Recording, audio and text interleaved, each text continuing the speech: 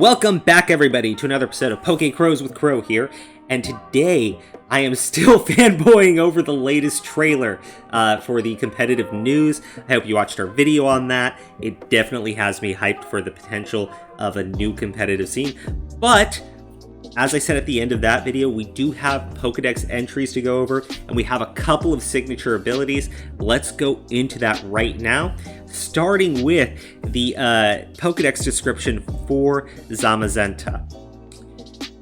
Hero. This Pokemon slept for aeons while in the form of a statue. It was asleep for so long, people forgot that it ever existed.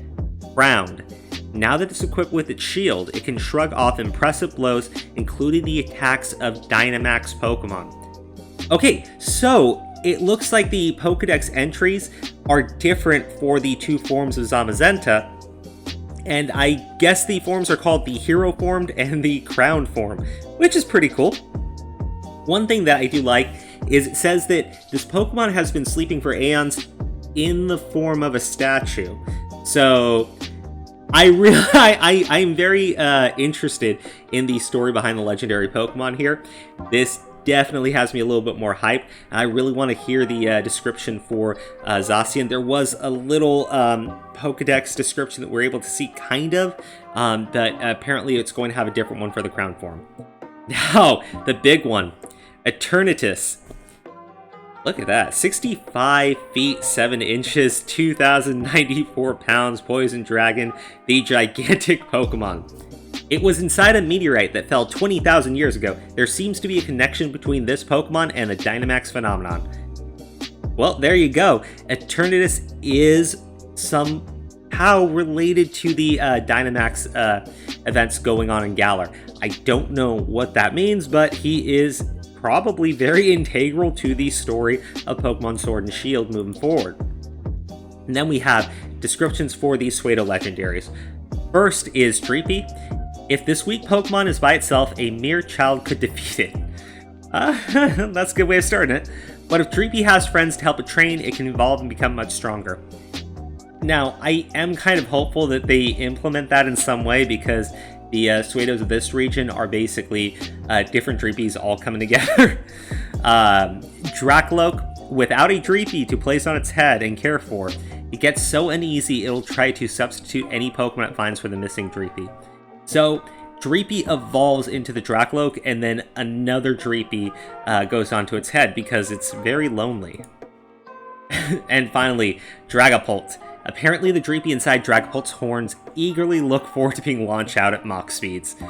And it does actually have a signature ability that I will try to find and put over into here, but let's move forward with some of the other ones that we have. I don't know if you can call this signature, but it does seem like it. No Retreat. 5 out of 5 fighting type move. This move raises all the user's stats, but prevents the user from switching out or fleeing. I really love that. That is awesome. It basically gives you +1 and everything, but you are stuck in the battle at that point. You do not get to switch. It reminds me a lot of Porygon Z using the Z move conversion, and basically you get a +1 to all your stats, but you blew your Z move, and if you switch, you lose it. Now this, I mean, you're basically stuck, so if you use that at the wrong time, yeah, sure, you'll have a really strong Pokemon, but you're stuck, and I believe Phalanx is a fighting type, so what are you going to do if they swap in like a psychic type with that's just much faster? I really want to see how that works. I wonder if Phalanx will be competitively viable with that move, because generally, not being able to switch in a Pokemon game is not a good thing. And then we have Inteleon. This was the best shot for the starters. I'll have to go to Twitter for the next ones, but we can see its specialty is Snipe Shot. 80 base power, 100 accuracy. The user ignores the effects of opposing Pokemon's moves and abilities that draw in moves, allowing this move to hit the chosen target.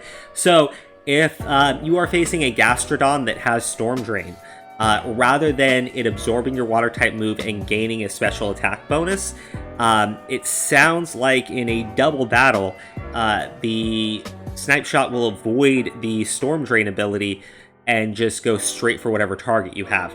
I do think this is a little underwhelming. It sounds maybe like it would be good for doubles, but I say it's underwhelming just because I think for a move called Snipe Shot, it should have just at least had 100 accuracy. That kind of seems a little basic to me, but neither here nor there on that. Anyways, let's move forward to Twitter, because these shots are a little bit harder to see, but we have Cinderace's specialty move, Pyro Ball. So it's 5/5 base power, 5/5 PP base, 120 base power, 90 accuracy. It says it picks a pebble up, ignites it on fire, and shoots it at the opponent like a fiery ball. I'm gonna guess it like shoots it down like a soccer ball, which would be pretty cool. But the one thing I do like is it's the same base power as Flare Blitz. You don't have any type of recoil. The accuracy could be an issue if you miss a really important hit, but overall, I think it's way better than giving this Pokemon Flare Blitz. I really am not a huge fan of those heavy recoil moves, and so many physical fighting types are required to use it because it's just the best thing out there. Now, moving forward with Rillaboom, I like this one. Drum beating. Pretty basic. So, this is the way the move works. It beats the drums, and it causes roots to basically come out from the ground and attack the opponent. So it uses the music to control the roots, and by doing that, it will lower the speed of the opponent, which seems like a grass type better version of Bulldoze, but I definitely think that is the way to go with this, specifically because I don't know if Rillaboom is all that fast, and I love speed control in games. So for me, this just works out perfectly. But no, I do like that each of the starters has a pretty cool signature ability. Rillaboom's, I think, is very useful for it. Cinderace's is 100% great for a physical fighting type. And thematically, I think it makes perfect sense.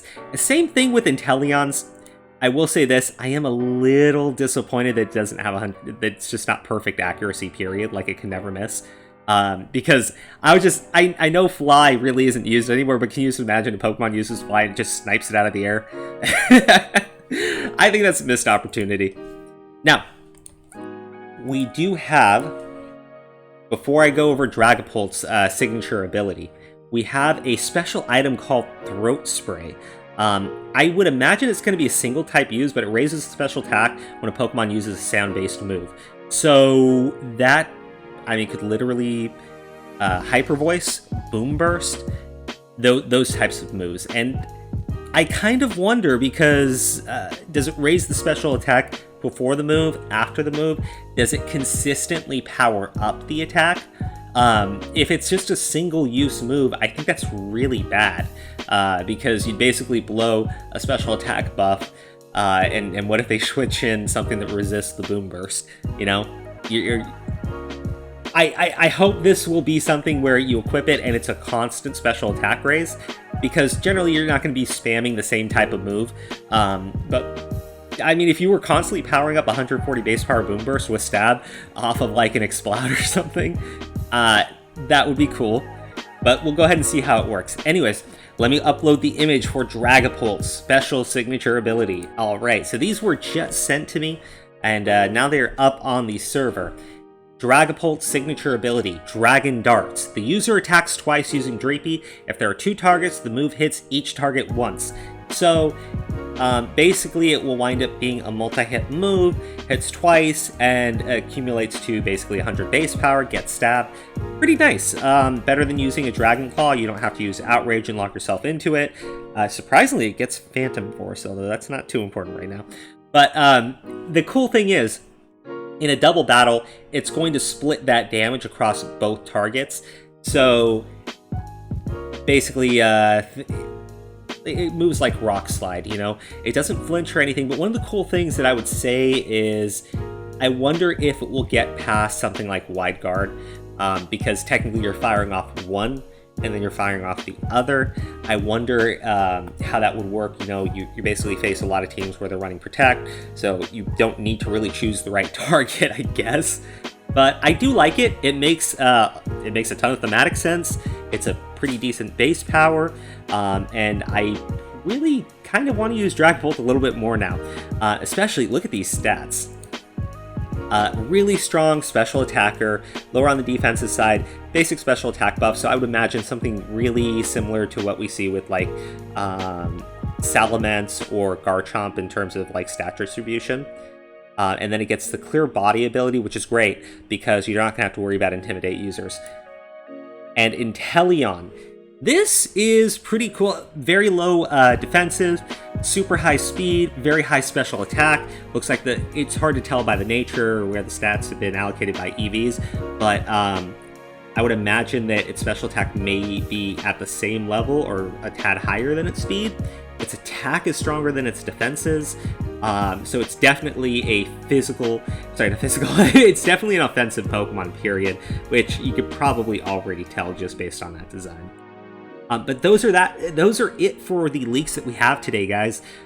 Please check out our other video that we did today, going over that trailer. If you have any interest in getting into competitive play, or just, having a better experience running through the Battle Tower, or potentially a Battle Frontier if we're getting that, then I really suggest you look into it, because it's going to lower that bar of entry.